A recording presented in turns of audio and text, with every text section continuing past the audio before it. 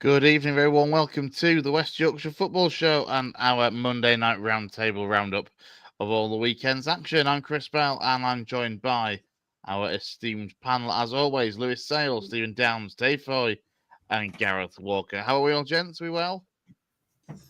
Oh, good, thanks. All good. Yeah, excellent. Excellent. It was quite the weekend. We got ourselves together, didn't we? On Saturday, we took in Thackley versus Silsden in the Northern Counties East League, which I'm relieved, to be fair. It was actually a very good game. To say it was my pick and the one that I was pestering you all about some weeks ago when I saw the fixture list. It turned out to be a good game and a 3-2 Silsden win. And then we had a belting curry afterwards over a Shimmer Spice in Shipley.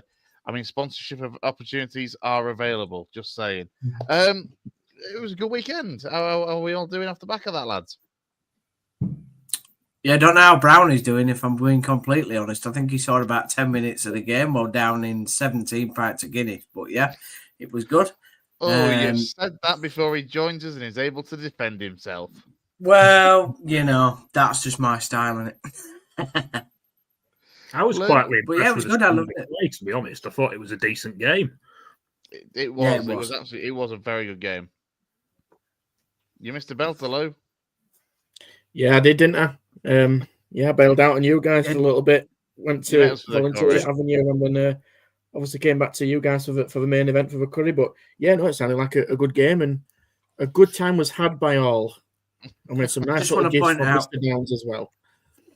Yeah. Well, I just want to point out to everybody that the non-league expert on this show didn't go to the non-league game that we picked. Yeah, just want to throw you on that bus there, Lou. That's it, guys. Like and subscribe. Your favourite non-league expert. Dave, obviously, as you made it to the match, and what were your take on the game? I didn't see very much of it. You were paying as much attention as Brownie was, weren't you? Yeah, I was watching Downesy work his magic. That's all I'm going to say on that. Watched parts of it, got a good view of the first goal while we were walking round the pitch. You could tell there were two teams that were battling at the top of the table. I'd say that for it. Obviously, we're going to cover it a bit more, but the prolific striker for Silsden did indeed bag at least one. Did he assist one? Maybe even scored two. But yeah, it was a good second half. And yeah, from what I saw of it were fine. Yeah, I think they got fine. I love that as a match review. It was fine. The goals were good quality. I do want to say about the miss that Thackley had right at the start of the game, where it was crossed in from the left-hand side, and the lad in the middle just absolutely put it over. What could have been, it should have been easier to score, really. But I think Thackley battled hard, didn't they? They made hard work of it at times, and Silsden did show that the quality. I like the stat that you came up, Chris, where they've won 14 on the spin. So it's kind of you could tell that they were in the groove, and all the Silsden players were really on it. But as a non-league sort of game, it was really good quality, like Gas said. So yeah, it was good to be there. I'm glad that it wasn't 0-0 and it didn't rain.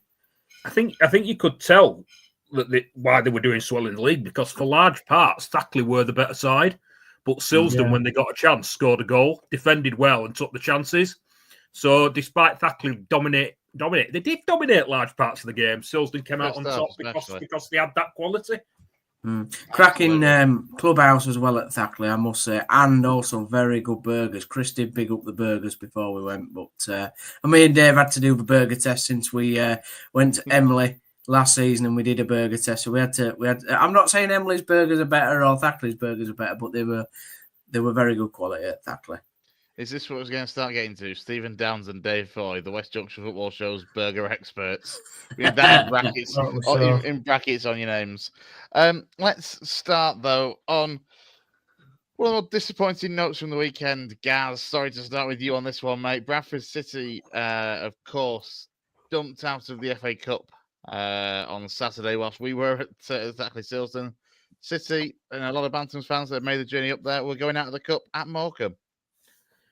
Yeah, I would have gone to the game if I hadn't have already arranged to meet up with you guys. Obviously, it's not a million miles from me. I went earlier in the season. From what I can gather, it was a pretty poor, pretty dull affair. Teams mainly cancelling each other out.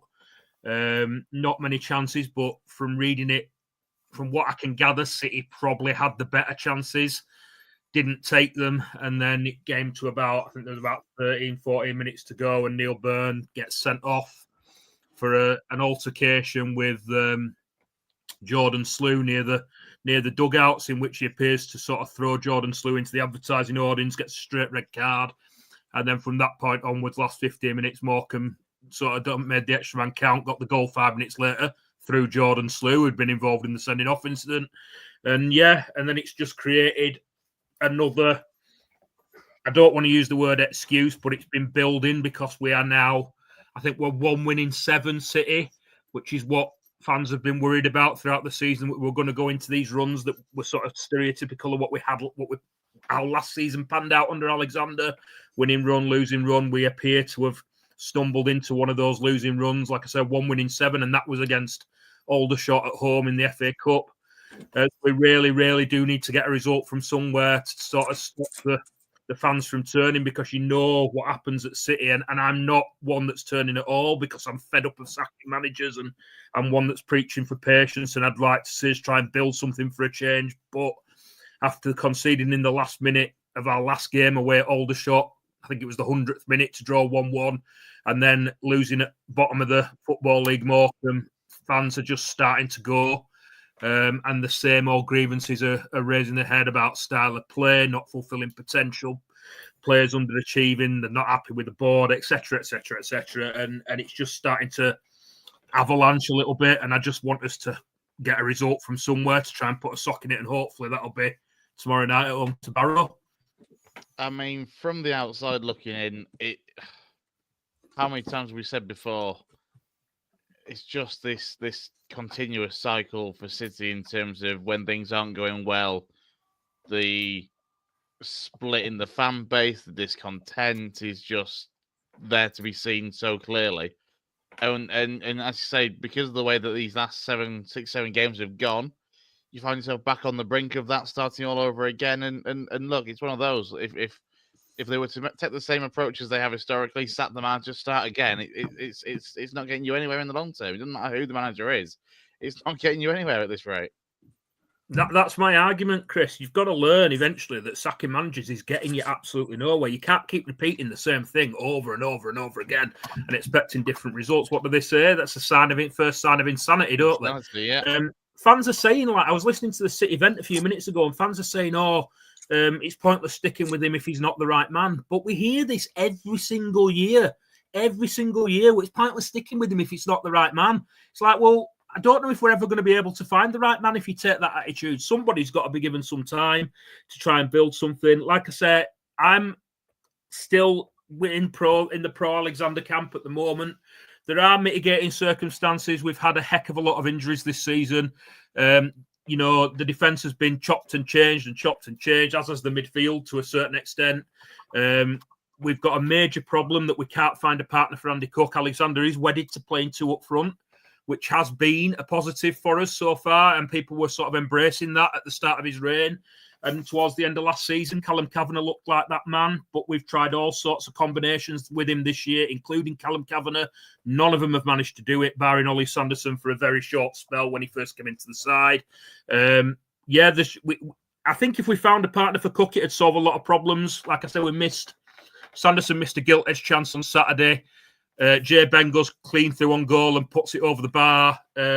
Obviously, he's not a striker, so that's different. He's a wing-back, but there were the 2 gilt-edged chances. Cook has a free header, probably the only chance he has in the whole game by all accounts, and keeper saves it. But we had the better chances and we're not taking them at the moment. And I think if you do start taking those chances, you start picking up points and winning games, and maybe the noise isn't as loud. But yeah, mitigating circumstances with all the injuries, we just need to find a result from somewhere. And I think the excuses are going to run out eventually, because players are starting to come back now. Patterson and Baldwin were both on the bench on Saturday. Who've both been out long term.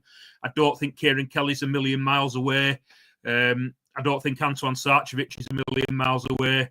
So when those players do come back, the Alexander really needs to find a settle or decide what he thinks his best team is, stick with a settled side and see if we can pick up some results. Because at the moment, that's the only thing that's stopping a lot of other people from turning is that excuse about an unsettled side and injuries. I mean, we're going to what is kind of looking ahead, not necessarily just to the next game, but what is a very, very busy month. December always is going into this festive period. And for Bradford City, it's no different. 6 league games in the next 7 fixtures. So starting with Barrow at home tomorrow night, then away at Crewe on Saturday with a lunchtime kickoff. Stockport County away in the EFL Trophy second round. Then a home game against Swindon, away at Notts County. Port Vale at home on Boxing Day, and Chesterfield at home right at the end of the month on Sunday the 29th. I mean, it's a hectic month. I mean, it's one of those where there's some tough games in there for a start, but you've then got to find that winning way to turn, to end this barren run and turn it into something positive again, even if it does seem a little bit reminiscent of the way Alexander's form has gone so far. You just need to find a winning run and hopefully stick with it. Yeah, I mean, there's, like you said, there's some big games in there, some tough games in there. Crewe, Notts County, Chesterfield, Port Vale, yeah. All in December. If we can pick up a couple of results, all well and good. As a City fan, it's probably the Barrow game tomorrow night is not the one you want to be going into looking for a result. I think I read some stat early that they're without a win in quite a while as well. So they're, not the City always are good at gifting teams wins who need a win. So, yeah. They had started well and then they've dropped away. I think currently sitting 13th of Barrow, but I remember first couple of months of the season, I reckon they were kind of, stiffing around them top 3, top 4 places. Yeah, and they're in a similar run to what we're in at the moment. I just don't know. I honestly don't know. We need a result from somewhere. Whether that comes against a Barrow side who also need a result, whether it comes unexpectedly against a side who are doing well. Crewe are on a good run. We go there at dinner time on Saturday. And then, like you said, Swindon, who are also struggling the week after. I think we've got Stockport in the Bristol Street Motors midweek as well. So it's some really tough games, but when we're starting to get players back, we just need to pick up a result from somewhere and stop this run, and then hopefully go on a winning run that we managed to do a few times last season. But we just need to put a sock in it somehow. Before we kind of focus a bit more, on the pitch. Obviously, last week, or I think just before we got together Saturday, there was another effectively open letter from Stefan Rupp. Yeah, second one, I believe, that we've had. On the face of it, people are complaining that it's come at the wrong time. It probably has, because we're in a bad run. And when you're saying things like, I've invested in redoing the club shop roof, it's not sort of thing that fans are going to say, well, that's not what we want to hear when we're on a bad run. But we've been complaining for a long time that we don't get enough communication from Stefan Rupp and Ryan Sparks. So at least it's something.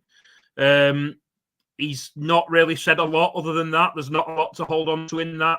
He's talked about investing again in January in the squad, but I don't think fans believe him.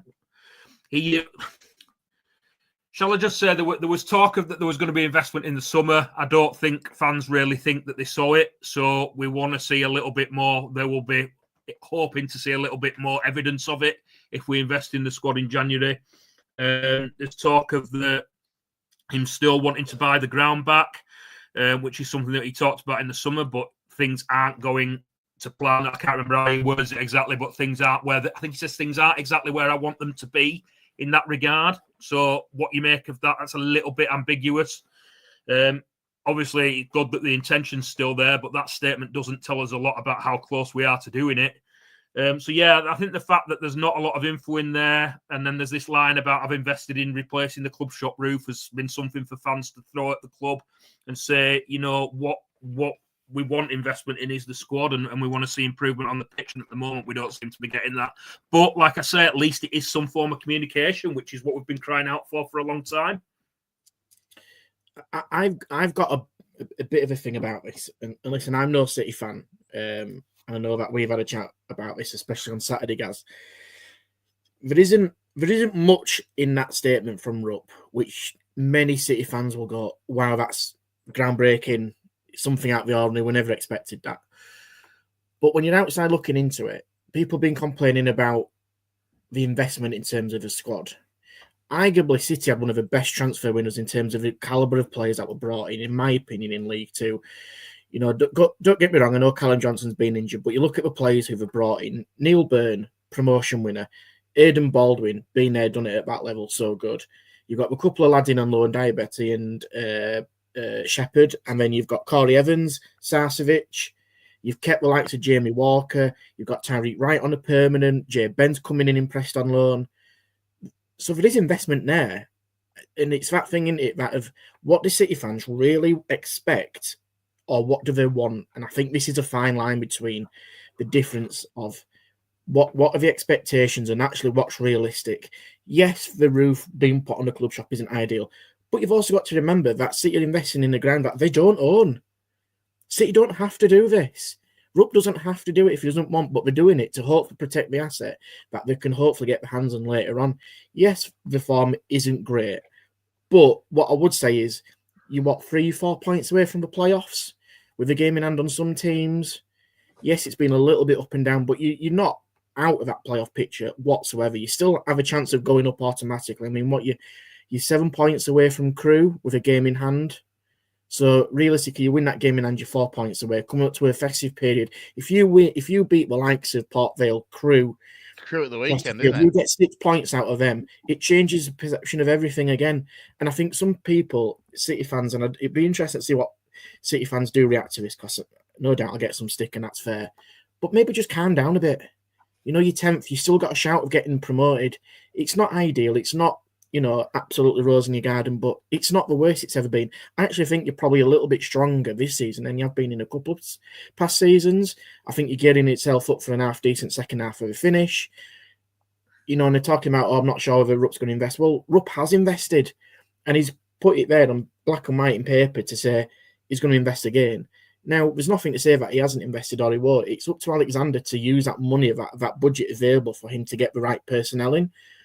What I would be questioning is the players around him who are not contributing enough to support the likes of Andy Cook, you know, who scored 9 goals in the league, and then the next like Bobby Poynton with 2.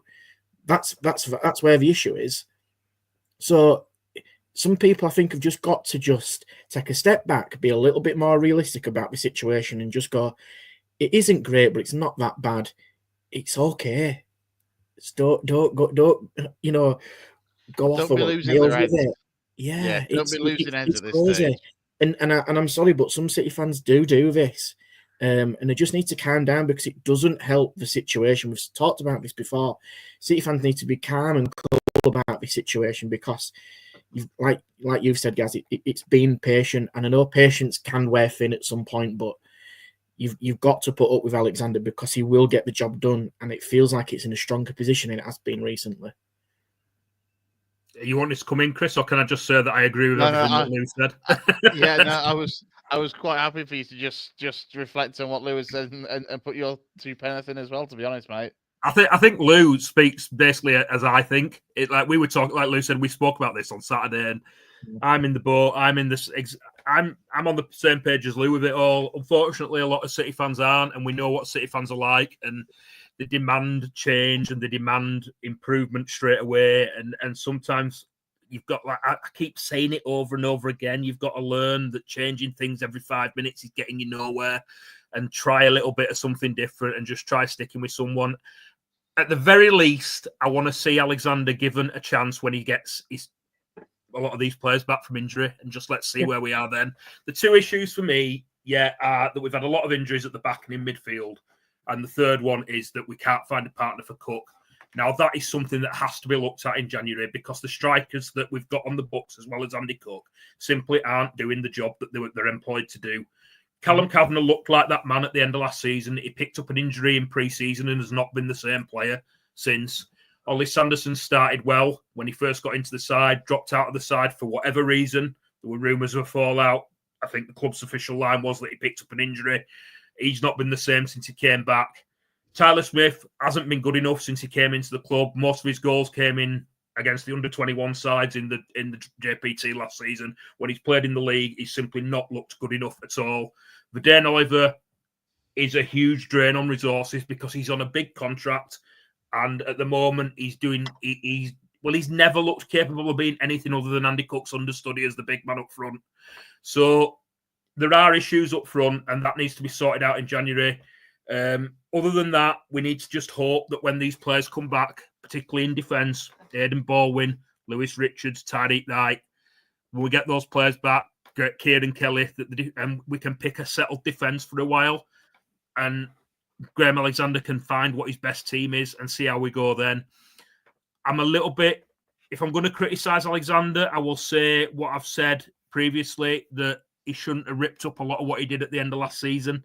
I was very happy with Patterson, with Poynton and Walker as the 2/8s, supporting Andy Cook and Callum Kavanagh. That was something that he went away from at the start of this season and played Patterson and Sarcevic. I still look at the lineups that we've picked throughout this season, and I don't see us where we've played the same setup that we did at the end of last season. Even when Tariq Wright's played at left wing back and Callum Kavanagh's played up front, I don't think Poynton and Walker have started as the 2/8s at the same time. And even if they have, it's been sort of as inverted 8s, where Poynton's been on the right and Walker's been on the left. They need to be played exactly in the same setup as we did as last season, with Poynton as the left 8, Walker as the right 8, Tariq Knight as the left wing back, and Callum Kavanagh on the left-hand side of Andy Cook. Let's just see. That worked at the end of last season. Why we've not done it at all this season is baffling, and Graham Alexander needs to be asked that question.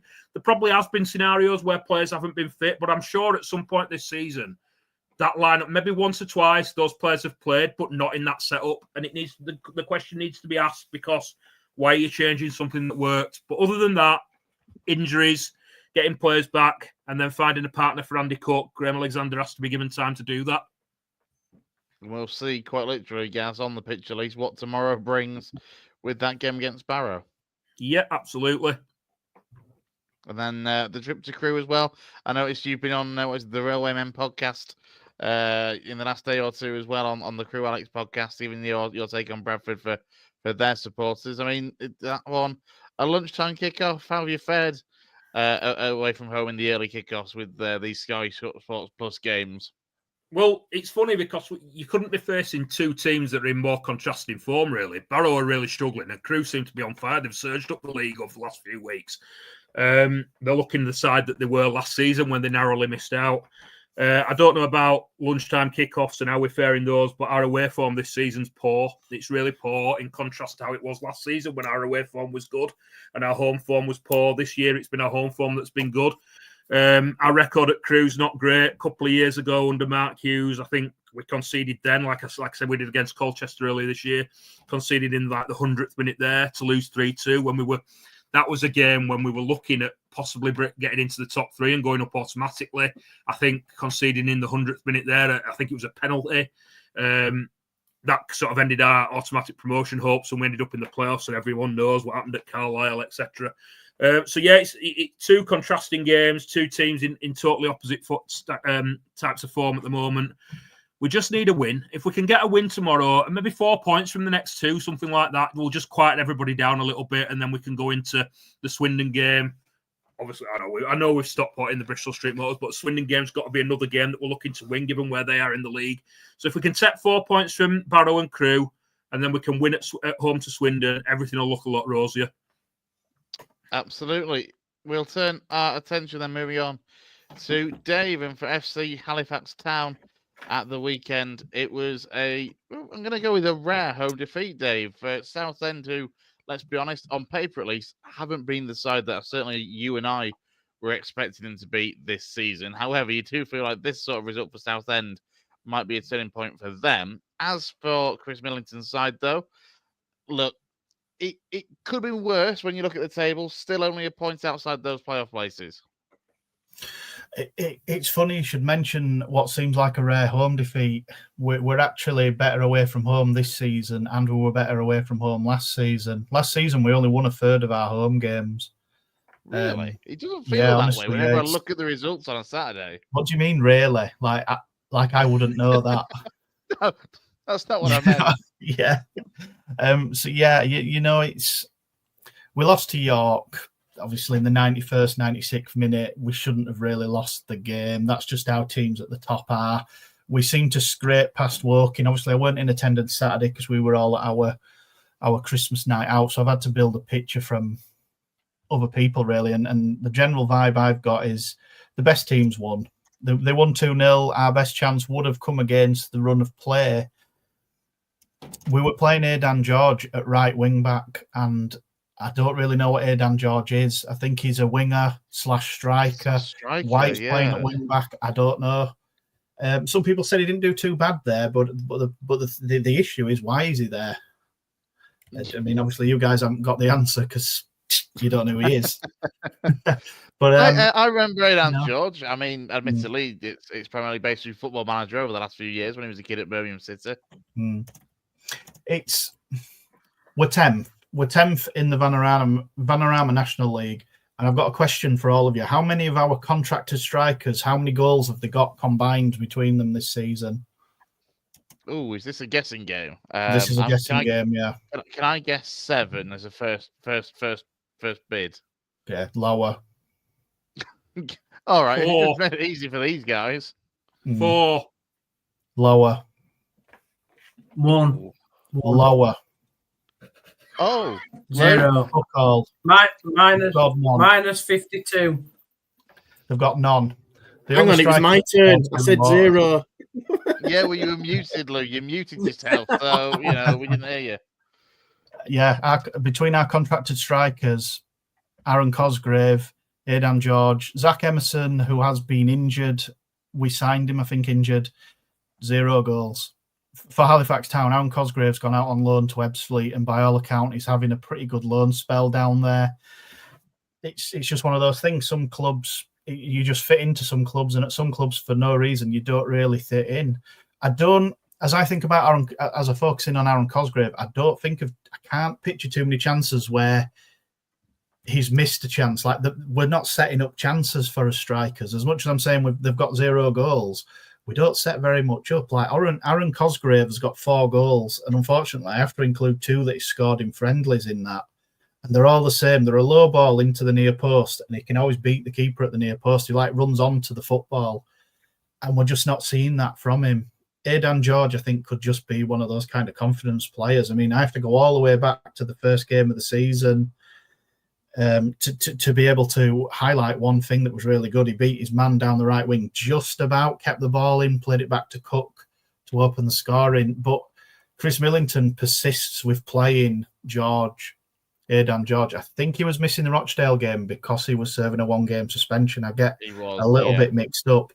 But had he have not been suspended, he would have played that game. And it's just, we used to do so well off the back of being so solid at the back, but we've obviously seen obviously you were there as well, Chris. We're seeing more games like Rochdale where we're a bit frail at the back, and fingers are even now being pointed a little bit at Sam Johnson. I've always been like his biggest supporter, but there's things that I feel he could do a bit better now, and I don't want to say it's sad to see, but it's something I'm not going to enjoy doing here. I don't like digging Johnson out. I think there were whisperings again about his performance on Saturday. He's the club captain. Should he be the club captain as a goalkeeper who's, in inverted commas, a quiet lad? Chris Millington's answer to that is he's a model professional off the field. He does a lot off the field. Obviously, somebody that young players should look up to and aspire to be. Great club man, obviously over 400 appearances now, well over 400 appearances. He's zoning in on being the player with the most appearances ever for Halifax Town. But we got beat by a Southend team that have won 5 out of their last 15 coming into that game. They're not doing particularly well. I mean, a few of their supporters were on our Fran forum and they've said we've lost a little bit of bite and edge now that we're coming out of trouble. Like we haven't got like a siege mentality. Like we haven't got a fighting mentality anymore because we've kind of half won the fight, and it's maybe took a little bit out of the club, or they don't have that same thing they sold. I mean, I spoke to somebody on Saturday. Their top scorer, Harry Cardwell, went to Forest Green Rovers at the beginning of the season. They're obviously missing him. I think they've got their top scorer has 7, and I think it's a right back who's managed to start the season really well. I don't know where that could help Southend up to, but it's just Scott Morris, and they've got that's right, Scott Morris. They're up to 14th, 5 points off the playoffs, as is the nature really of how tight actually the table is. It's a fair point that win for Southend, the fact that they were down around 18th beforehand, has moved them, for just 5 points off the playoffs with more than half the season to go. I mean, the playoffs already are, from Halifax Town's point of view, it's already splitting into I think there's only really 6th and 7th now, and then there's a cushion. And because I'm only really looking at my own club, I don't know if it's a cushion just from us or others, but there's a 4 or 5 point cushion where 5th, 4th, and 3rd have all got at least 4 points more than everyone else. Oldham keep winning. Rochdale keep winning. Let me talk you through it. So as it stands, York are currently top, 44 points from 21 games. Same for Barnet in second. Forest Green have taken 42 points from 20. They sit third. Gateshead have taken 38 points from 21. And Oldham 37 from 19. Then you've got Rochdale on 33. So there's that 4-point gap you're referring to. So you have 33 from 19 games for Rochdale, 31 from 20 for Sutton, 31 from 21 for Yeovil, and then Altrincham and Halifax both on 30 points from 20 games. But again, as I say, it's so tight because Hartlepool are on 29 points, Solihull, Moors and Eastleigh in 13th are on 28. And Tamworth, the Cup heroes of late, are 16th, but they're only 6 points off the playoffs. And with so much game time to go, anything can happen, a long way to go. And there is usually always at least one side from that lower region of the table in each division, really, in any division, that makes a late surge up the table. Yeah, they do. I haven't really got a lot more to say about that other than we've got to just sort of concentrate on ourselves, really. We're not... I don't want to say we're not really missing any players at the minute, injured or anything. Florent Hotty's not having the greatest season. He seems to be playing a deeper role, whether he's asked to do that or whatever. We miss Scott High. Scott High's gone back to Huddersfield. Whether he'd have gone back at the end of his loan anyway at the end of November, I don't know. He got an ankle injury and it's just protocol that you return to your parent club. We'd probably have a chance of getting him. I think we can get him on loan again. Depends what he wants to do. Dave, I'll sell him for a packet of crisps, mate. I'd take it. I'd literally give you 2 packs of crisps for him. But that's the levels even. He's crucial for us.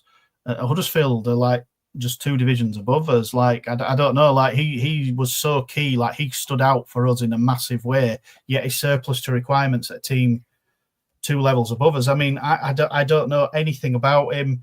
I'd imagine, seems he's had a pretty positive 12 to 13 games at National League level. Maybe his agent, his team will look to get him a loan spell at a League 2 club. We'll probably see him rock up at somewhere like Morecambe or Barrow. This is the only thing I've got. If he can't get a Football League club in January as a loan or whatever, I think he probably would return. I haven't seen too much to suggest he wouldn't. He's not good enough, Dave. He's not got enough confidence, and he's not. He had a lot of promise at Town at one stage, and he was the next best thing out of the academy. And then, for whatever reason, you kind of do know the reasons, because basically he was in a crap Town side, and he needed to. He kind of was the next one off the run, but just not. I wouldn't be shocked if you get him again. At that level, he's a good player, but Steve, he's coming to a club that's renowned for turning young players' careers around. Did Town fans just have high expectations? Not really. Oh, for seriously, which one? I didn't know who you were asking. No, I know what he was getting at. He was fishing for a bite. He's not got a little fish to go on, so crack on, Chris. Crack on with your little Nemo jokes and get on with it. Dave, next up for the Shaman is a game at the weekend. Well, actually, there's a game tomorrow night against Leeds' kids, isn't there? There is, and I'm attending it. And let's not dress it up as if we're playing Leeds United. It's just not that. It's just not that kind of competition. It's just nothing really.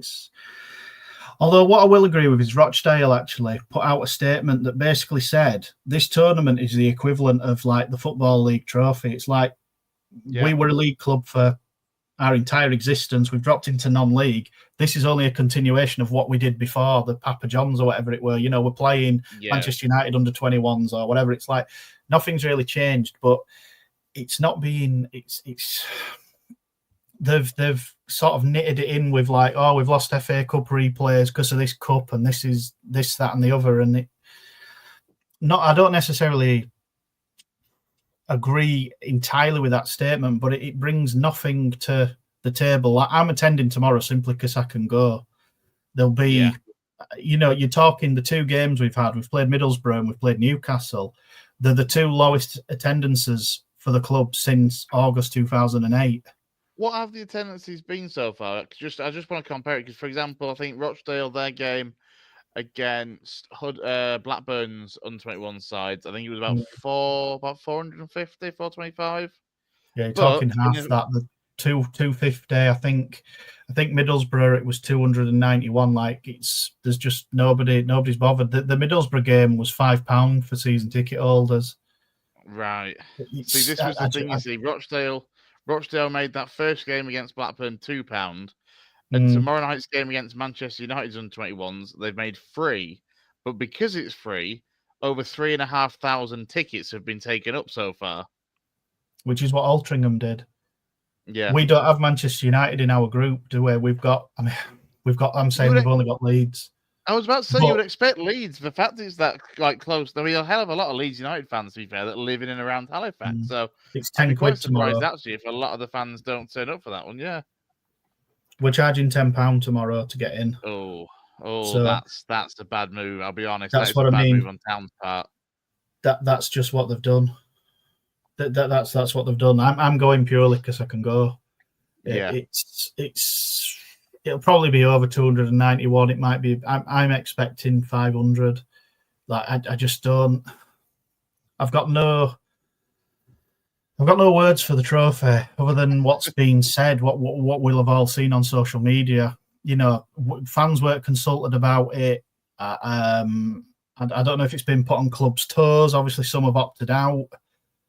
I just don't know what it is, how it's implemented. Other than something like the higher team pays for basically for the game to be staged. So it's not that; it's the Premier League. So because I was talking to a couple of people at Rochdale about this, and basically, I mean, again, one of the reasons that I think Rochdale have taken part in it is because there is prize money that they can win. So it's just under 10 grand if you win a game.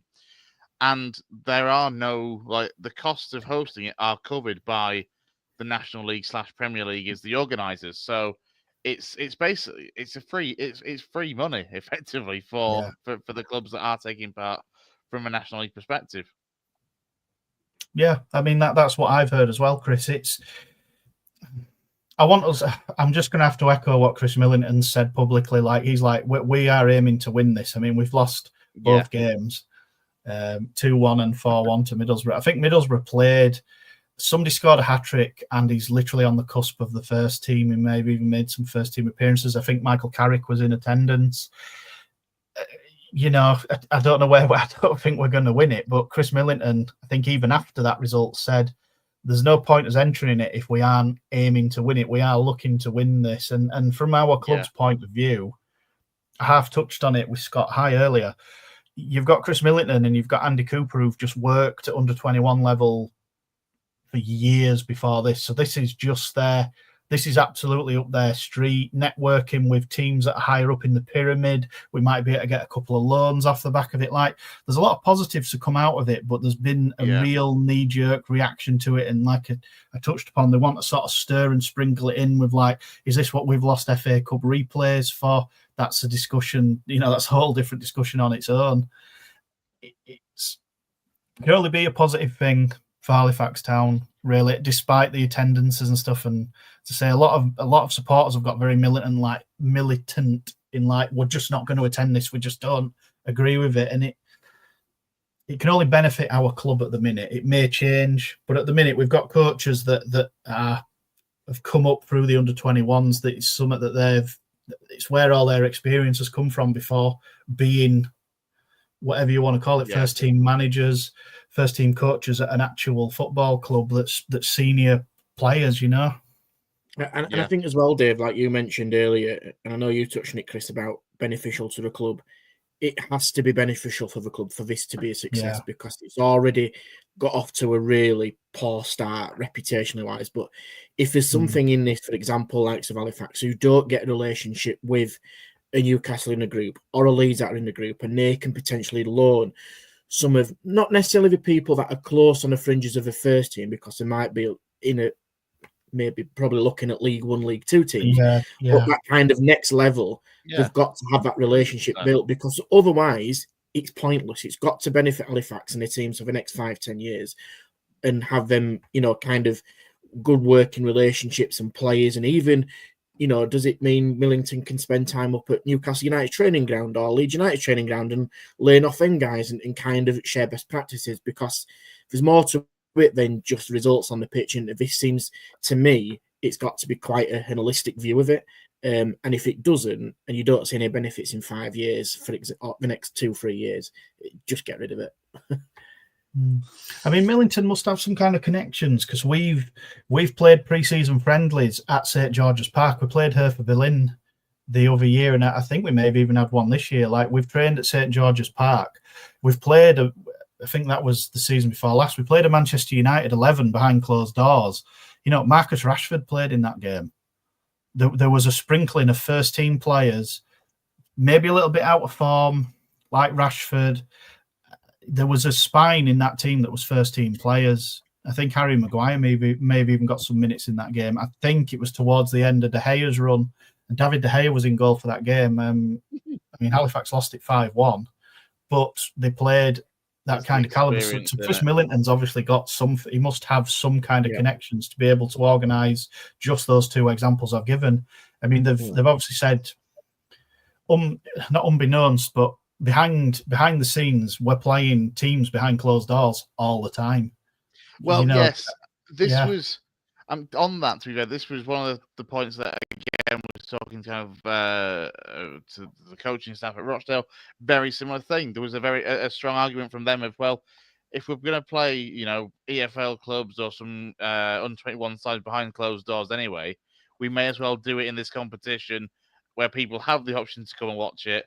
And we can get some money out of it at the same time in prize money, and obviously, takings off the turnstiles and the bars, etc. So, just to kind of, before we fully move on to the rest of non-league, Dave, the weekend brings the FA Trophy as well.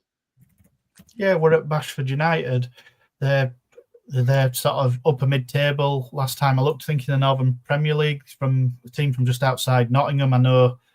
I know nothing about them. I mean, while we've just been on this podcast, funnily enough, I've just got myself onto Blue Sky, the new social media, and found them as a suggested to follow. And I've basically said to them, like, if you need to know about Halifax, message me, because I'm hoping to just learn something about them too.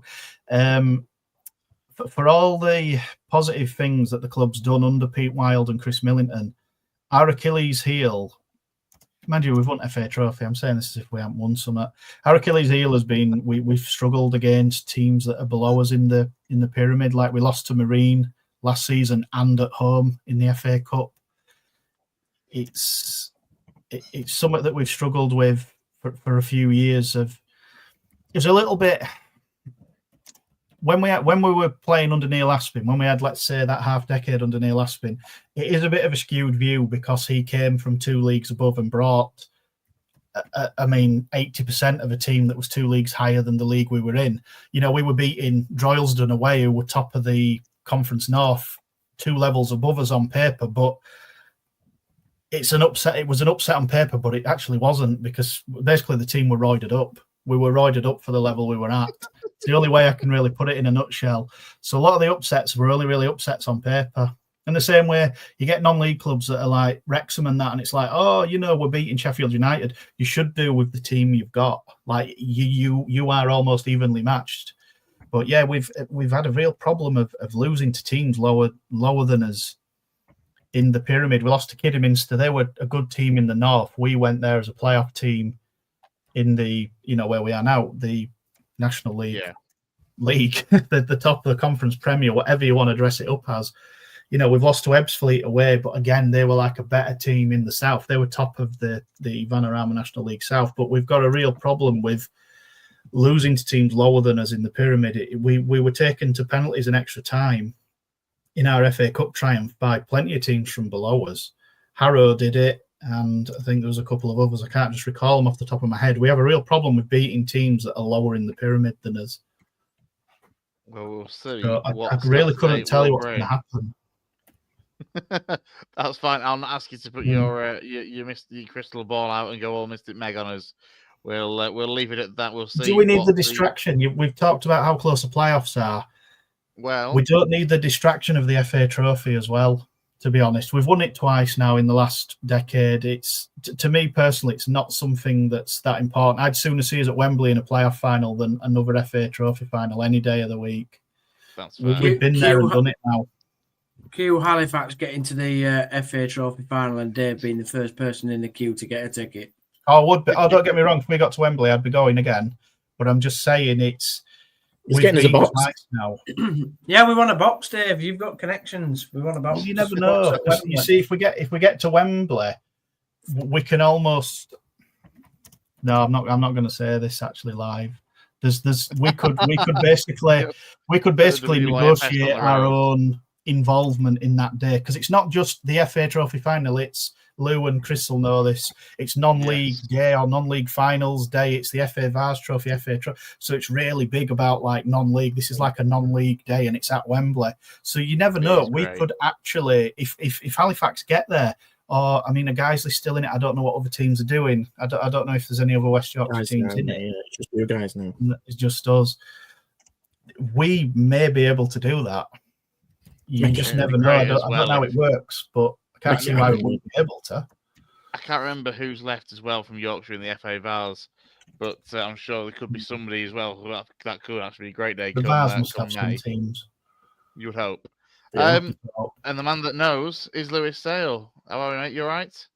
Yeah, all good, guys. All good. Good chat. But yeah, there's a couple of us in the Vars. Albion, Sports Sills near in it.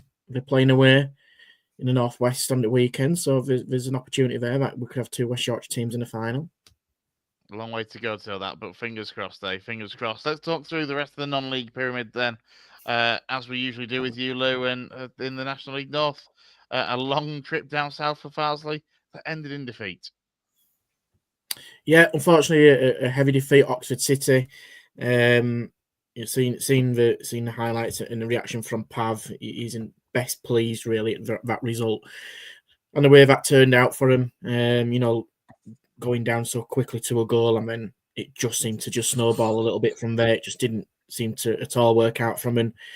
Unfortunately, they've been on a bit of a slippery slope recently and not won in the past four. The last win was away at Kings Lynn 2-0, but since then lost 1-0 to Kidderminster, lost 5-1 at South Shields, 1-0 at Charlie, and then 4-1 at Oxford. So listen, there's whatever's going on behind the scenes, off the pitch, still rumbling on in the local media, as many people might know about. We'd still love to get somebody from Farsley to speak to us. It'd be great, because it would be really interesting to find out what's going on. I've seen the latest news that there was some work going on up at the pitch, but yeah, at the moment on the pitch, for sit one place above the bottom four, played a game more than Radcliffe and Marine, who were 2 points behind them. So from what was a good start to the season, they're quickly looking over the shoulder now. The four go down, Lou?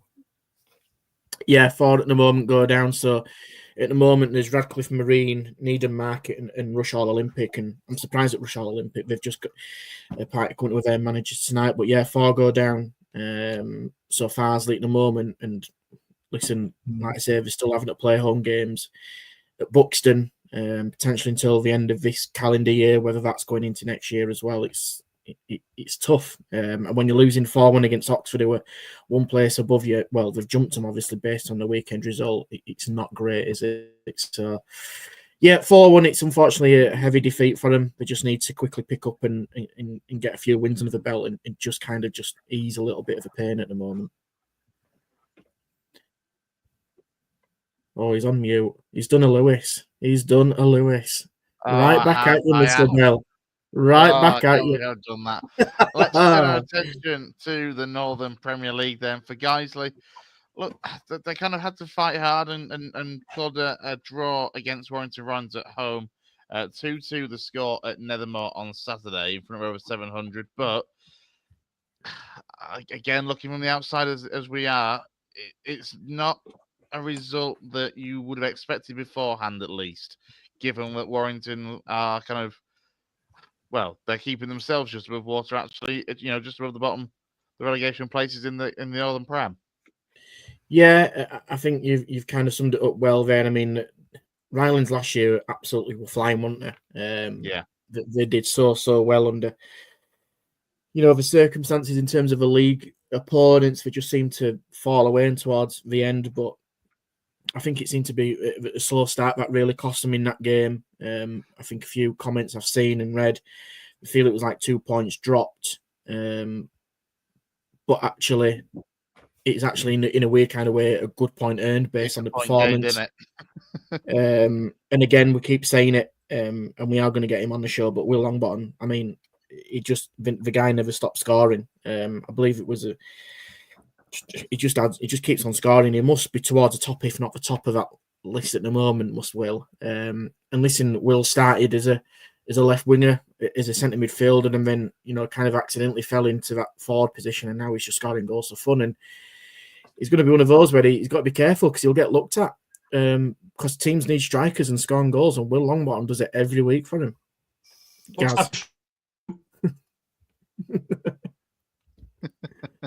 I'm just going to say, Gaz, he might play well off Andy Cook. His left foot, he did add a bit of balance to you as well. So he could. I'm just going to say, what type of strikers? It could be our missing link. Well, I tell you what, it'd be a jump for him because I don't think he's ever. Well, I think he played at Donny in his early days. That'll be a heck of a jump for him. But listen, people score goals; they can score him anyway, can't they? So it's not out of the question, especially with City's striker troubles. Maybe you could send like Vidane Oliver and Kavanagh and the rest of them and Tyler Smith over to guys, and you can take Will and see how that works out. But every time I look at the score, he scored. Will Longbottom's got 14, according to football web pages, and there's a guy Ilkeston that's got 15, and I can't see it because Google won't move their advert out of the way. Thomas Cousins. Yeah, Thomas. Yeah, Cousins. I think overall, Longbottom, I think he's on 19 for the season. I think in all competitions, that is. Yeah. So he's having a very, very good season. Into the MPL East. Sorry, just finished out. Guiseley stay third in the Northern Premier League table, level on points with second place Worksop, but they do which is good. Which is good, and I'll caveat that because that is a good position for Guiseley. And if they finish third, I think they'll be really happy with that. They're not going to take over first. So Macclesfield are flying. Yeah, Macclesfield. So third will be a really, really good result for Guiseley. Sorry, Chris. Yeah, they will indeed. Macclesfield look like they're going to drop points at the weekend, but for a 91st minute winner away at Workington. Into the Northern Premier League East then, and we'll start with a massive win, both in terms of league position and scoreline for Ryan Tulson's Liversedge, a 4-0 win away from home up in the North East. Yeah, great effort from Tully and the Sedge lads up there. Listen, when Tully got the job, it was one which we spoke to him, didn't we? Exclusive on our show, but we know what he's capable of doing. And he doesn't have a lot of resources at Sedge. With players coming in and out. The catchment area can be a little bit tricky because he's kind of on that line. With the likes of Avenue and Emily and Brighouse, and it can be a little bit awkward. But I think what Tull's done at Sedge at the moment is really, really good. It just seems to just eke out the results when it's needed. And that result at Ashington is such a good result. It's not an easy place to go. It's that kind of going to the North East. It's never an easy place to go, but it isn't. Ashington don't play some bad stuff. And what I will give Liversedge is that they've gone there and not just won, but they've won convincingly. And probably could have won by a lot more. So for 4-0 to do that, I think it shows the kind of hard work that you'll see Tully put into that Liversedge group, where it's going to look slightly different from the previous time with Remington and Deese. He's going to mould his own squad, but as this goes along, I'd be quietly confident being a Sedge fan at the moment. Yeah, Ashington did lose a man very, very early on in that game, but Levisage well and truly put them to the sword. They were 2-0 up in at half time, and as I saw it out with a 4-goal scoreline. Another side that scored 4 goals on Saturday, Lou, with Bradford Park Avenue, a 4-1 win for them at home against Sherwood Colliery.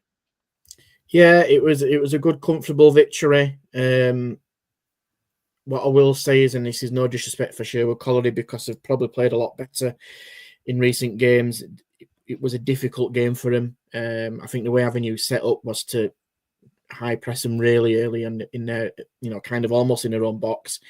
And it just didn't seem to get that quality together to get out of that press that Avenue had. And quality just shone through. And that's it. It's not being disrespectful. I think it was just one of them games where it just seemed to be the case. And what I will say is, from an Avenue perspective, it's probably the most comfortable home victory that Avenue have had for a considerable amount of years. I'm talking 5-6 years. Probably the last one I can remember is when Avenue built Alfreton. I think it was 5-0 because Alfreton weren't brilliant on an artificial pitch at the time because of the way they played.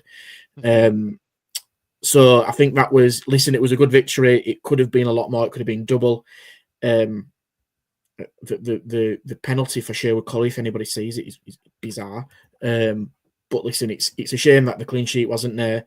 But for 4 goals, it could have, like I said, could have been 6, 7, 8. It's given a few headaches, I think, now for Craig Elliott to work through in terms of midfield and strike force. Again, without blowing on trumpet, I'd argue Avenue's back 5, including the keeper, and in that is arguably the best in the league. There's not many teams that are going to have the same quality of what Avenue have got at the moment with, an England under-18 keeper in Jack Hall, who's been phenomenal since his loan spell from Sheffield Wednesday. Kareem Hassan-Smith has just got better and better. Dan Francis as well, alongside Kareem, has signed a contract, and I think he scored 5-6 goals as a left-back, one of the best headers you'll see. Ben Blythe signed a contract coming in, adding that balance with his left foot. And again, it sounds very biased to me, but I'll absolutely say this. Mark Beavis is the best player in that league, head and shoulders above everybody else.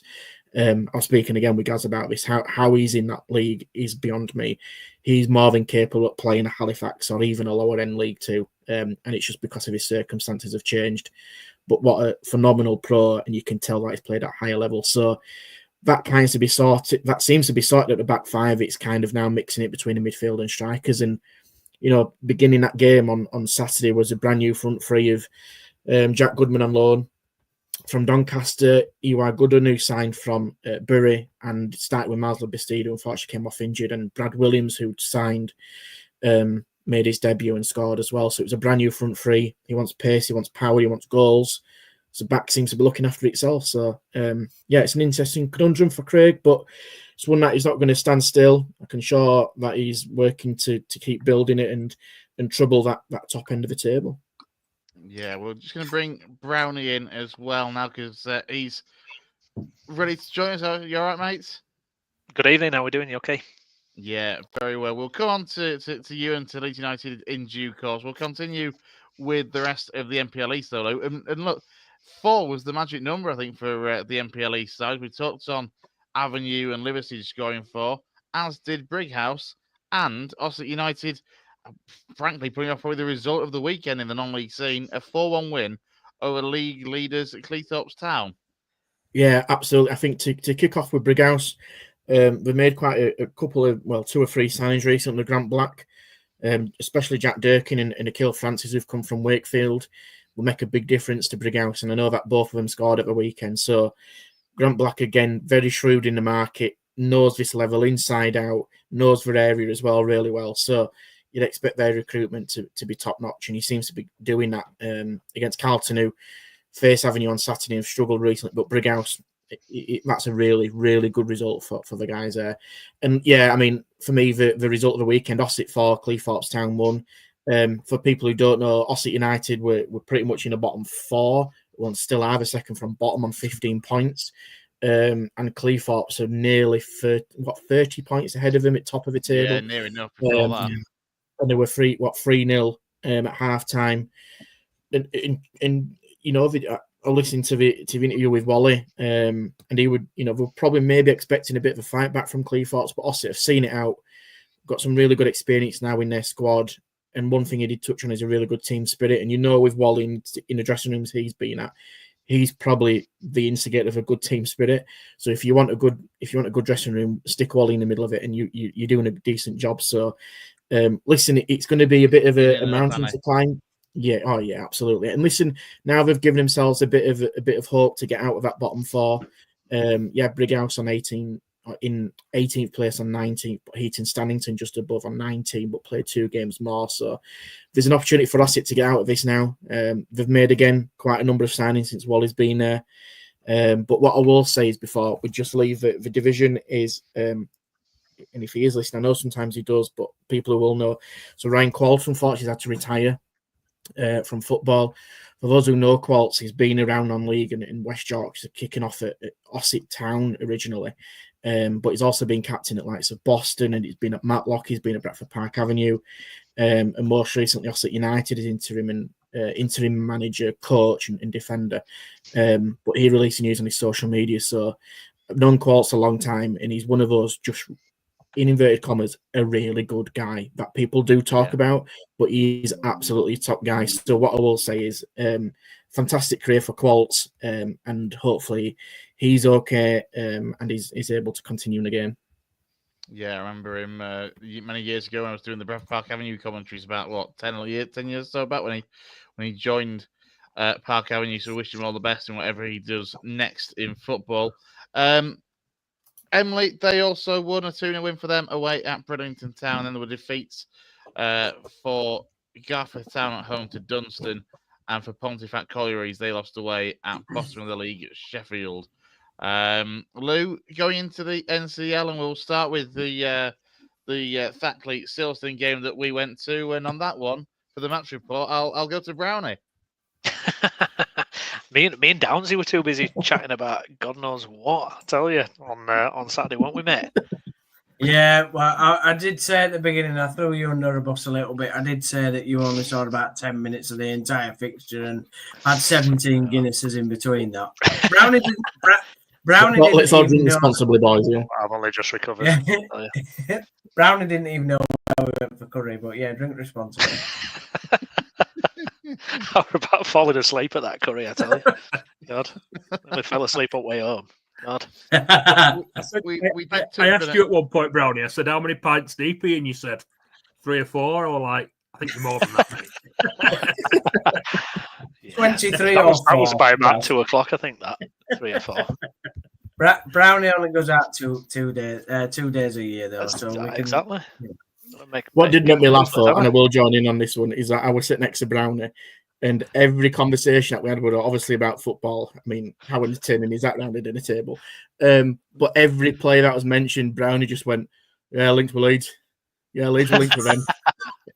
Yeah, we talked about at one point. Every player, you could have spoken about Scott I, who'd been at Halifax, and probably Leeds have been rumoured with him in Brownie's world on Saturday. So, yeah, that kid called Messi.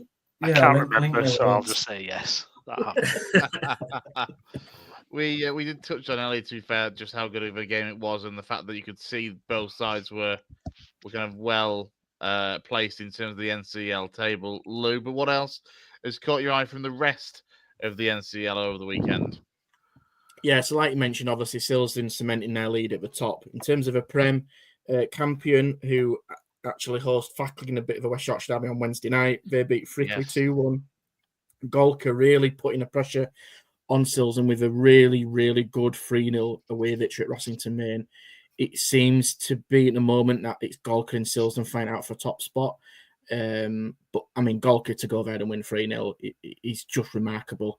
Let's put it into context. They are a village team, and there's not the facilities are exactly what you'd expect for such one of the friendliest clubs around. We've got some unreal players in there who are, with respect to the division, who could play a higher division, and they just keep on doing it. They've had a meteoric rise of Golka, so just keep an eye on them again if you've not seen them before. Taddy, unfortunately, Taddy beat Eccleshill, so unfortunately for Eccleshill, last minute, so Taddy won that 3-2. And then in the Division 1, Ilkley keep on doing what they're doing, just plugging away, keeping the wins. Wakefield, the team in form, probably in this region, just keep on picking up wins, doing what they're doing, pushing towards the top. So it's getting tight, but like you mentioned earlier, there's plenty of goals. You look at the results this weekend. There's no boring 1-0s. There's 2 3-4s going in. Yeah, a lot of goals across our region in the non-league scene. And finally, Lou, in the Northwest Counties League, speaking of goals, Barnoldswick Town, they got a 3-hole draw away at Longridge Town with a 92nd minute equaliser. Yeah, again, last minute equaliser and winners just going left, right, and centre. So yeah, Barnoldswick picking up a draw there. Route 1 picking up a really good victory where Holcombe All Boys 2-0. Yeah, not an easy place to go, is that? And then Staten, I think, nearly came back after what I think what were 4-0 down, I think, and nearly came back to draw. Losing 4-3 to Thornton Cleverleys. So yeah, it's listen, it's just one of those where Route 1 and Staten are battling it out of the wrong end of the table in the First Division North. And unfortunately for Staten, they just couldn't just do it at the end to get over the line and at least grab a point, which would have probably felt like a win for them. But yeah, I mean, they've just put a statement out of the squad update. So again, without going into too much detail, people can go and check out their website and social media, because we know Josh keeps it up to date with all the goings on down there at Marley. He does indeed. Before we go on to Leeds United, we'll give Downesy his 30 seconds to tell us all things Huddersfield Town, because obviously no game at the weekend for you, Downesy, for a start. No, it was a successful weekend in one sense, because Town didn't lose, so it's great. Stress-free. Yeah, stress-free in one sense. But yeah, it's we've got a week of a weird week, because we played on Tuesday, obviously, where we beat Leyton Orient. And then tomorrow we're playing Wigan at home. Did a podcast with Kane and Callum last week. And we reviewed the Leyton Orient fixture, and obviously did a little bit of a preview towards the Wigan one. Yeah, and what are you expecting from this game tomorrow night against Wigan? Well, they're a tough side. They're defensively better than us, but they're even worse up front. So say that what you may. It might make out for an entertaining 0-0 or 1-0 win to somebody. But yeah, they are a tough side of Wigan, and it'll be interesting to see how Duff uses the players that's available to him. Sorensen's now back in training, which is good news. Matty Pearson's injury is not as bad as first feared, so he's been training, but might be too early for him to play tomorrow. Mikael Miller, unfortunately, is now going to be out for 4 months, it seems, at 3 or 4 months, with a bad knee injury. So that's disappointing, because he's probably been, one of the main outlets to get crosses into the box for us. So Josh Ruffles had to come onto the pitch at Leyton Orient and sort of deputise in that position, and did really well. But obviously, he's a different kind of wing back. So there's going to be different people within the squad. We need strikers to start producing. That's what we need, and it's kind of the same thing that I've said for the last few weeks. I can't wait to get to January, and hopefully we get some new people up there, to be honest, and some better quality. And Saturday sees you travel to playoff chasing Mansfield Town. Yeah, Saturday's a tough fixture as well. Mansfield under Clough came up last season, probably the underrated sort of side compared to Wrexham and Stockport, really, who took the League Two by storm. I think Mansfield have been looking to get out of League Two for a while, finally did it, and they've really settled well into League One. They've done, they play some really good stuff. Saw them on the opening day against Barnsley. Obviously, an entertaining fixture at Oakwell, but ever since then, they've had their ups and downs and difficult fixtures that they've come through. But I don't expect them to be in the playoffs by the end of the season. But they're doing a lot better than what they expected to do. They've overachieved in a way, Downesy, because they lost Kayla Dunn on very late in the window, who was absolutely fantastic for them last season. Big part of what they did last season. And he went to Barnsley, and obviously they played Barnsley first game. So they're doing really, really well, to be fair to them. Clough's been there a long time, as his style of play. They've stuck with him. Maybe that's something Bradford should think about doing, because they stuck with him when he was under a lot of pressure and he was under a lot of criticism at times, and he got him playing last year. I think Aidan Flint made a big difference to him going in at the back, turned them around defensively, and they're not a bad side, Downsy. So, like I say, I'm surprised how well they've done since Kayla Dunn left. So there'll be a tough test tomorrow. But I think you're right. I think they'll probably just miss out on the playoffs. Yes, they've got, interestingly, a 38-year-old Stephen Quinn that plays for them, who played against Town back in 2012 for Sheffield United in the playoff final. So, and I don't know. Shut up, Brownie. Also experienced Lee Gregory as well. They have, and Gregory always tends to cause us problems. So, our back three, whoever they may be, will have a tough test. So it'll be interesting. Two teams tomorrow in Wigan and Town, like I said, that don't score a lot of goals, but we create a lot of chances. We just don't score a lot of goals, but Wigan are defensively sound. So it'll be an interesting game tomorrow. And then, like I say, again on Saturday. But just on your point, Gaz, again, I agree totally. I listen, to stick with a manager that he's going to do all right. We're not talking about a Fotheringham at Town or a Moore or whatever. We're talking about a good manager being at League Two level who that's going to do a good job, and that's what Nigel Clough is and was at Mansfield, and he's proved that it was the right decision to keep hold of him. Spot on. Absolutely. Anything else town-wise, Downsy, before we give Brownie the final 10 minutes to talk Leeds? No, I don't think so. Obviously, it's just been a bit of a boring time. I'll be honest, sure you'll take that though, compared to the way the season has panned out so far. A little bit of peace and quiet from Huddersfield Town isn't necessarily a bad thing. No, I think. Listen, we can go 8 unbeaten on Tuesday tomorrow. Sorry. So that would be nice if we could get the win. Again, it's kind of. I know Wigan are a decent sized club in this league, aren't they? So it's not like going to 21st place Leyton Orient. But if you want to be up there, offense, Leyton Orient fans. No offense to Leyton Orient fans. But if you want to be up there, you need to win your home games, don't you? So we need to produce the goods tomorrow.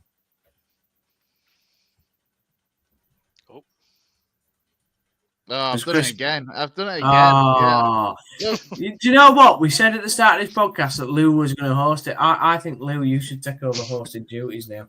Look, Dave's already taking phone calls from Leyton Orient fans in the competition. So. Dave's buying houses in the background. He's just having a word at Wembley to get us his box for playoff FA Trophy final. Sorry. Let's turn to you then, Brownie. Give you the final 9 minutes before we try and wrap up desperately by 9 o'clock. Leeds lost. You're not on top. End of story. Yeah. Yeah. Exactly. Unfortunately. Yeah. Yeah. I mean, I've got to stop watching Leeds games with you lads. Though it's just not working out. Is it? What was it the year before we drew to Rotherham or something? Yeah, I can't remember. We had his night out. Year. So. Yeah, let's try not book another catch-up when there's a Leeds game, please. But yeah, it was very disappointing on Saturday, especially on the back of the Luton win midweek, where it was probably one of the best performances I've seen from Leeds in a long time. It was a complete performance. And there's no way any Leeds fan watching that game was in doubt about how serious we are in terms of contenders for winning the league, and everything looked positive. Everything looked like we were gaining momentum. We'd won 3 games on the trot, and really expecting to turn up against Blackburn and follow that up, and it just didn't happen. And some of the same old failings that we see occasionally from this Leeds team, from Farker, reared their ugly heads again. It's not really mixed up the team, considering we had kind of 3 games in, I think, 6 or 7 days. Yet in the post-match, he's come out and said Blackburn only played 1 game in 10 days or whatever it was, due to their previous game being postponed. And my point is, and I said this to Jason yesterday on our review, which is up, so if there's any Leeds fans watching who want an in-depth look at yesterday or Saturday's game and the week before. Check that out, mine and Jason's reviews on there. But I was saying, Farke can't have it both ways. You can't have kind of saying, well, Blackburn were fresher, but then he's not really rotated. He's not used that squad. And that happened last year. There were a lot of players that barely got used last year. It was the same team constantly. And Farke doesn't like to mix it up.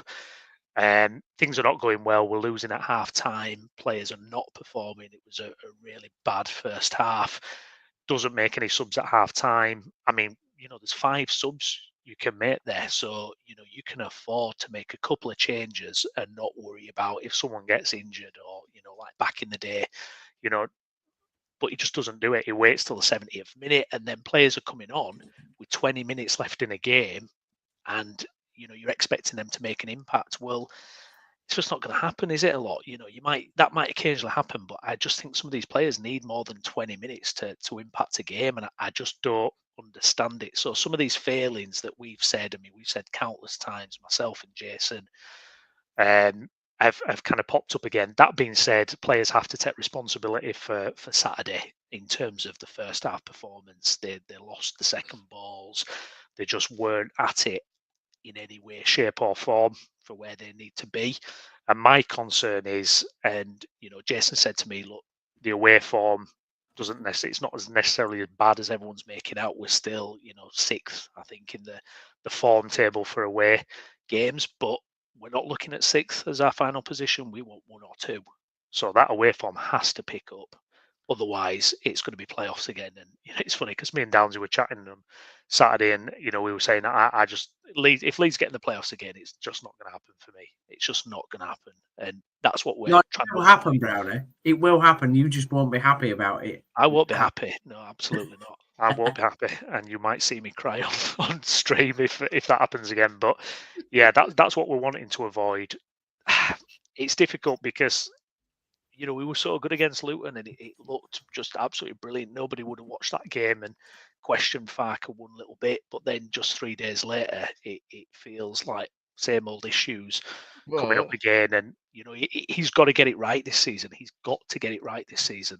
But counter argument, like this is the Championship, and ultimately, Blackburn are. Well, certainly, to be honest, doing better than I know Jay expected, and probably than a lot of us expected them to do this season. Actually, the fact that they are kind of sniffing around that playoff chasing positions, only 2 points off it with the win. There is an element of how much of an element if this is the nature of the Championship, and as good as Leeds are, you're still not going to win every game. It's not going to happen.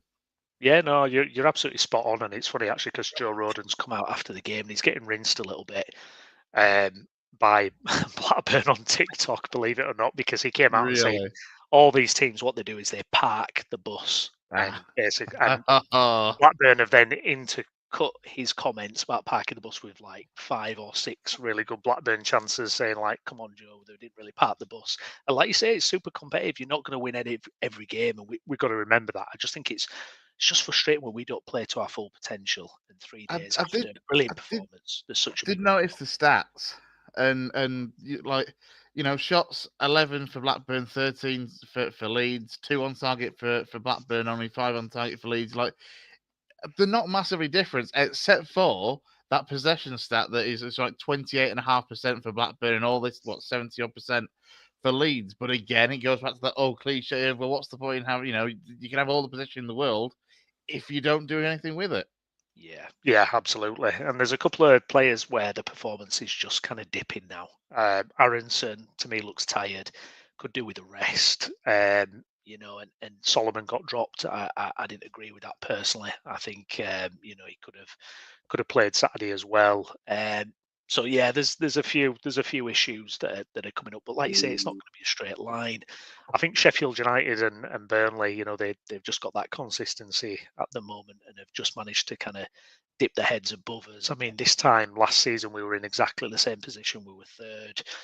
I think we've scored maybe a couple more goals this season or something. So it's interesting to see what's happened with it, really.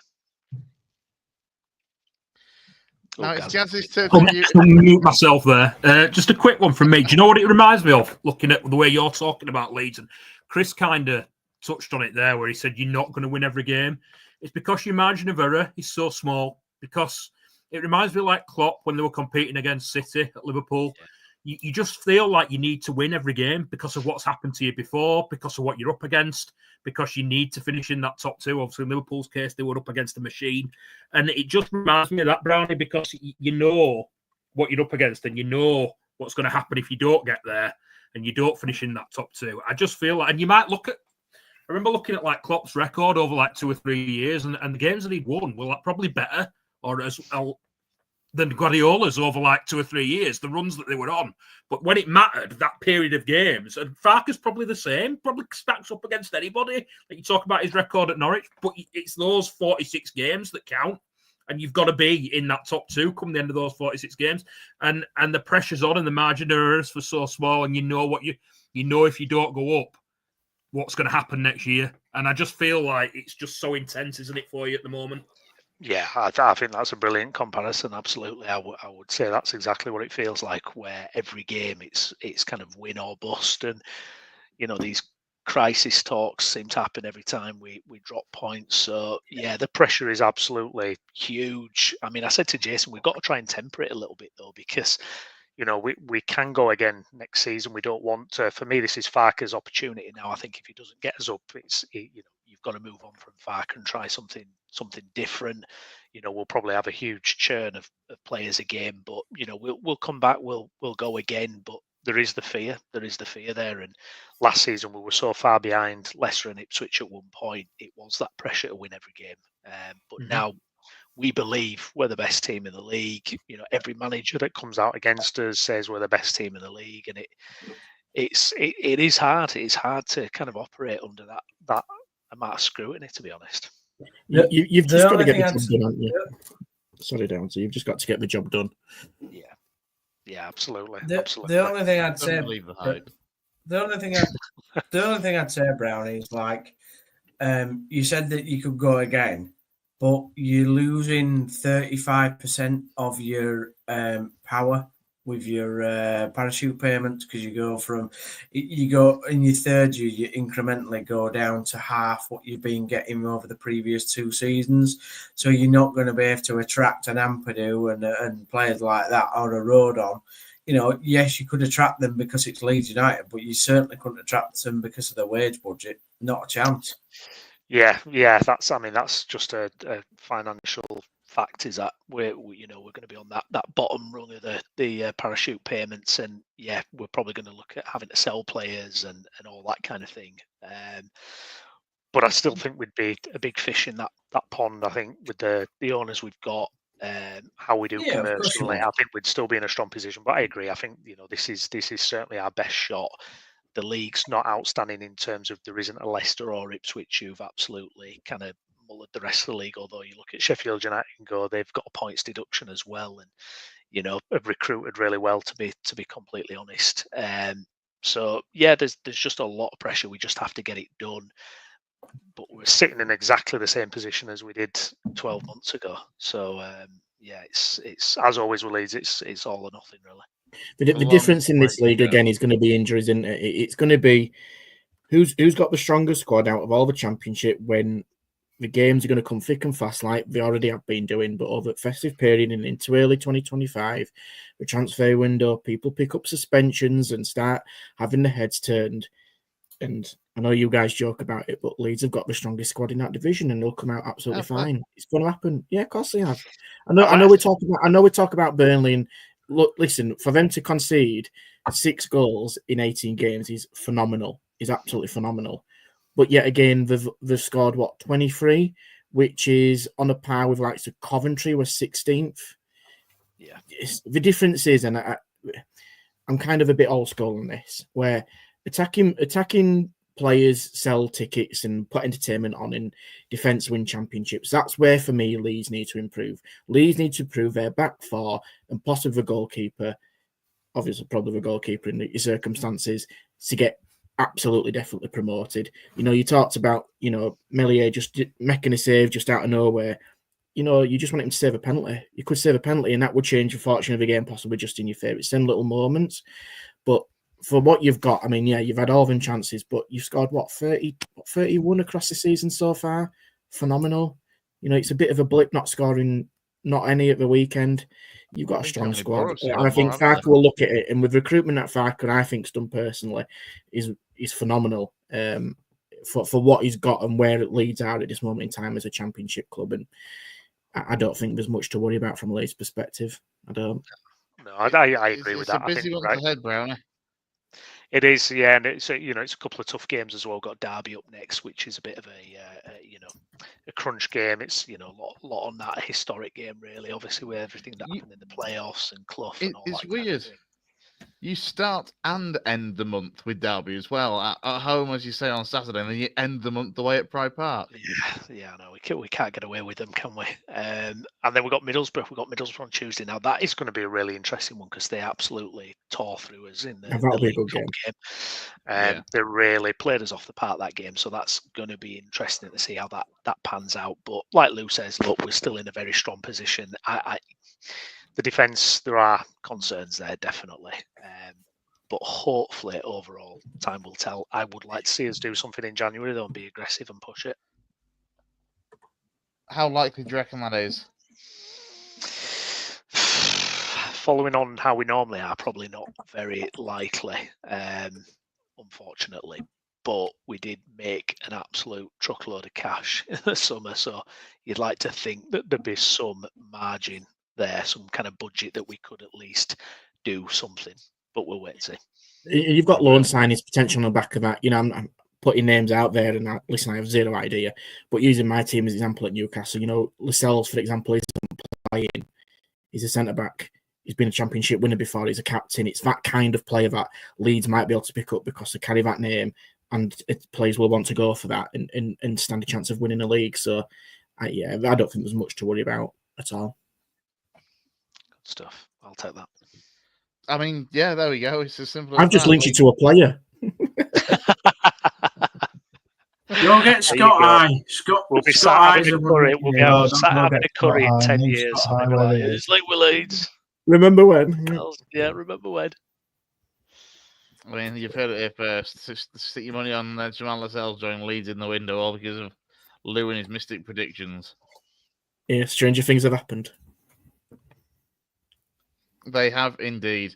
Let's wrap it up there then. A big thank you to everyone who's joined us and got their comments in over the course of the evening. A big thank you, as always, to Lewis Sale, to Dave Foy, to Gareth Walker, Stephen Downes, and to Steven Browne for joining us to talk all things Leeds United. We'll be back next week. If you missed the Leeds United review that Brownie and Jay did yesterday, you'll be able to pick up that on the YouTube channel as well. I know we are looking at having a Breakfast City special with Gaz in the next week or two as well, and I'm sure Stephen Downes will be bringing us some Huddersfield Town previews to come as well. But for myself and the lads, enjoy the rest of your evening, whatever you get up to. From us, enjoy the rest of your week. Goodbye.